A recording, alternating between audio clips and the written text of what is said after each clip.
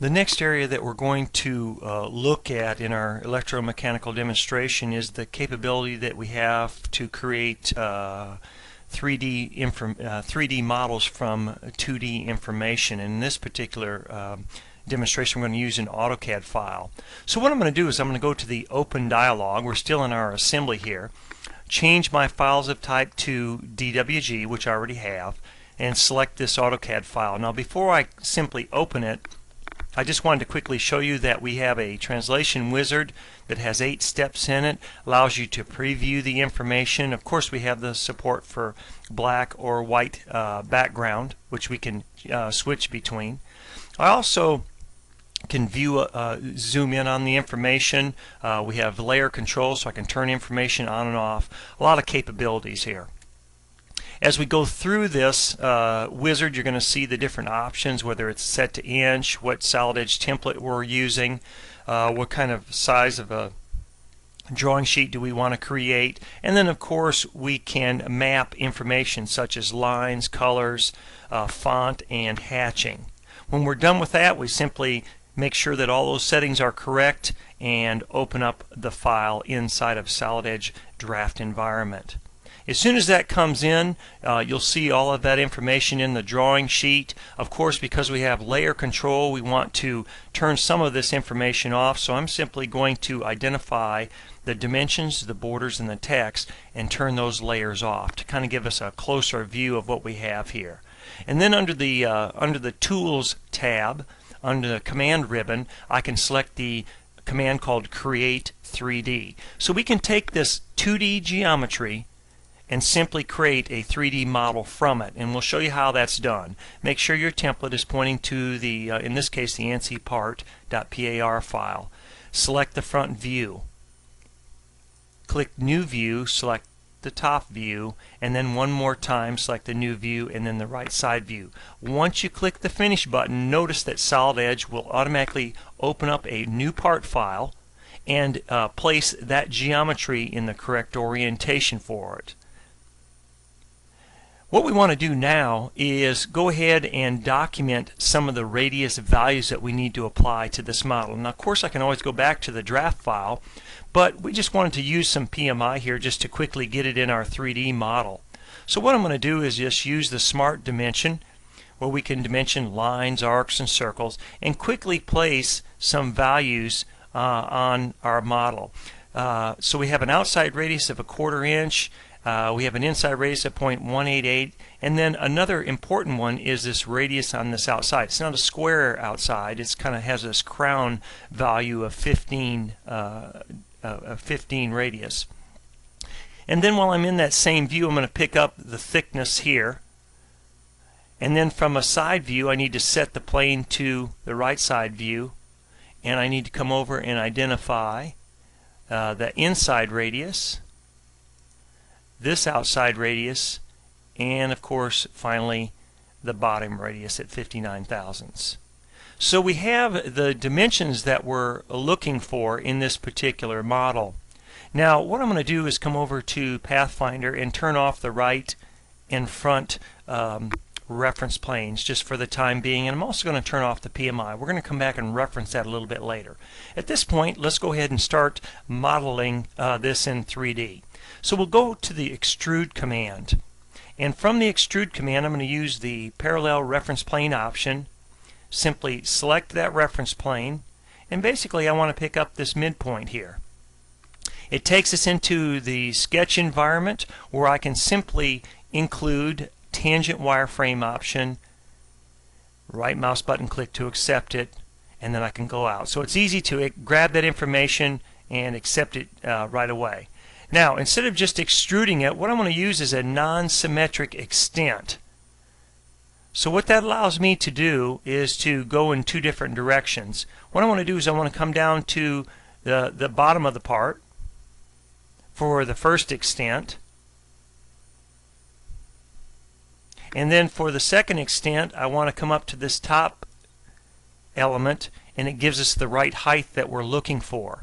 Now remember, there's a little bit of a radius on the edge, so what we wanted around the whole edge of the part, so what we want to use is a treatment step where we can apply this crown value.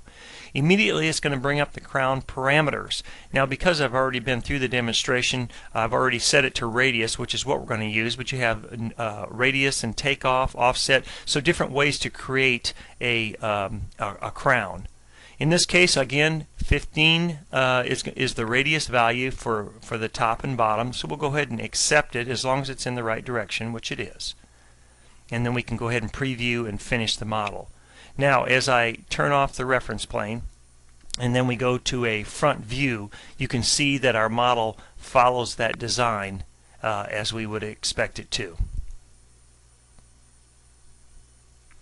The next thing that we want to do is start removing some information. So I'm going to go ahead and use the cutout command, select from sketch, and I'm simply going to identify these top sketches and accept them, and then just run them through the model. I'm then going to use the thin wall command, flip the model over, use a value of 0.072, and identify this top face and remove the information from the inside.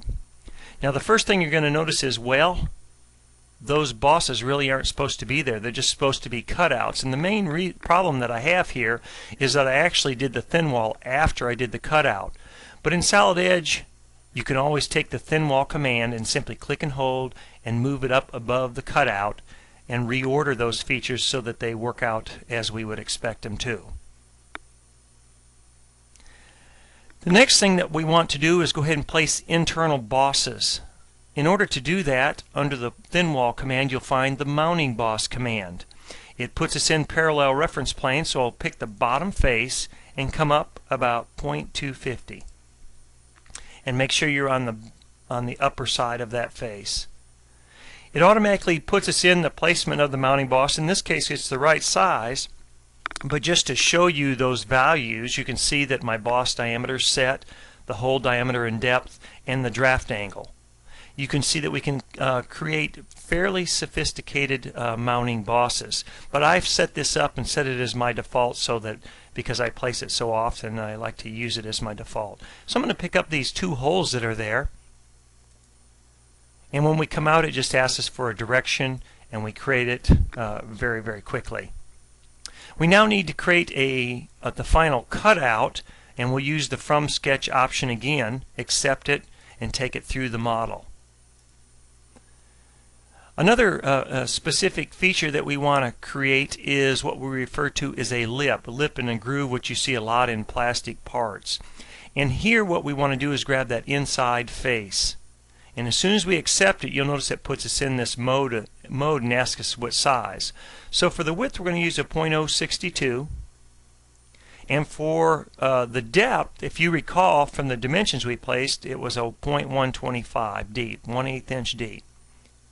And so we can actually click, and you can see that it very quickly created the lip around that bottom inside face. Okay, we've got this model fairly almost complete. What we need to do now is go back to our Pathfinder and click on the PMI dimensions to kind of refresh our memory here. Now we've got the 15 radius for the crown, and we've got the 125 depth for that inside lip. But what we need to do now is add some rounds to the model. The outside is 125, the inside is 188. We also have a 188 on this top edge. So let's go ahead and start rounding the model. And in this case, we want this to be a 0.250.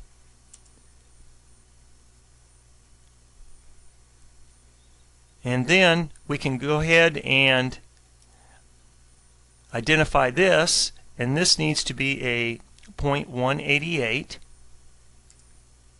We also know that we have an inside that needs to be 1.88. And then, of course, if you recall, we had this particular inside edge here that needs to be 125. As you can see right there. So let's change that to 0.125. Now at that point I think that we have everything we wanted, and so we can go ahead and finish out of adding those particular rounds. Now the only rounds that we actually haven't added yet is the 59 on the bottom edge. Before we do that, we actually want to go ahead and add a cutout right here. This cutout needs to be added first. So we'll go ahead and use the single option, select from sketch, accept it in the, move it away from the model and then through the model, and it creates that cutout. So we know we need to apply this 159. I'm going to go back and just turn off PMI to clarify what we've got. And in fact, I'm going to go ahead and turn off the sketches also, just so you can kind of see what we have. I'm going to use the round command and go ahead and apply a small radius on this small edges of the model, and go ahead and apply them. And then I can go to this outside edge, and for that we want it to be 0.059 to match up with the dimensions that we had selected earlier. So there's our model. You can see it was fairly easy to create that model from the 2D information from the AutoCAD file. One other thing that I wanted to take a look at is under the view. I'm going to go to the color display mode, which brings up Color Manager, and I'm going to change the part to a different color. Say maybe let's set it to copper. And then what I want to do is go ahead and also I might want to go to the file properties, just to show you that we can add any type of properties. In this case it's a cover. This is I'm just going to call it a console, and company. We can also add project information, so if we want to add a part number, maybe revision 1 and a project name, we can come over here and go ahead and create the preview, so we can fill out that property information that can be extracted for a draft, for the drafting environment for a parts list. And then we'll go ahead and save our file. Of course, it's going to automatically bring up the properties where you can fill out that information. And then in here we're going to go ahead and give it a name. We'll just call it cover, and we're going to save it in the working folder, and then we can close the file.